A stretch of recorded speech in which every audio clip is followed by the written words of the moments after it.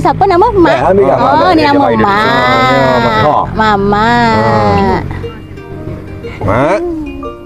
Hai, saya kini berada bersama Encik Zulkifli dan juga pemilik-pemilik beruk terlatih di sekitar daerah Pacuk.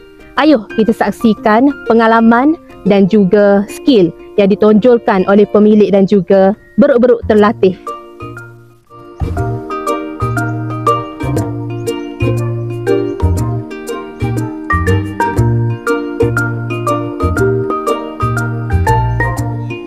Pelihara beruk ni orang kata minat lah. Minat daripada keturunan orang tua-tua tu. Tok kita tu kira dengan cerita tu hebat lah main beruk ni. Zaman dia dulu. Tapi kita tak ada.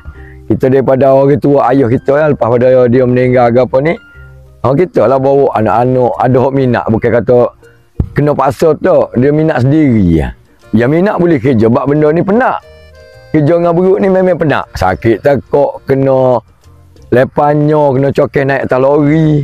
Banyak kerja nak boleh kau duit bukan kata mudah. Kerja negonya ni 21 tahun. Tapi belum dia ni, belum pada tu. Lagi daripada umur belasan lagi. Dalam 16-17 umur tu belum dah. Dah beratus. Banyak ratus ekor dah lah dengan umur lah ni tu. Dah tahu dah jenis. Lagu mana tu tahu dah. So kita buat kerja, kita guna jantai. Lepas tu kita bela di rumah pun kita tak pakai hok tino. Sebab dia cepat sangat naik minyak.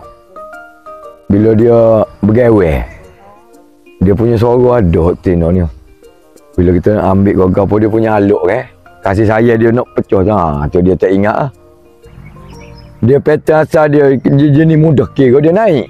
Jenis payah dia naik kerana takut pun ada. Tapi dia jenis memang pattern dia ada PA dah. Kita cari beruk walaupun mahal, baik ambil hok mahal lah, tak akik kepala. Gitulah. Pernah jatuhnya atas kepala. Pokok gelelok dalam rok dia ni kan. Kita nak tengok gini tak nampak, kita paksa duduk bawah. Bila kita duduk bawah pokok kita tengok. Bila kita tengok buahnya tu siapa dah. Lah minit kena. Tapi benda ni orang kata tak siapa masa dia tak mati. Dan bila sampai masa tidur, mati.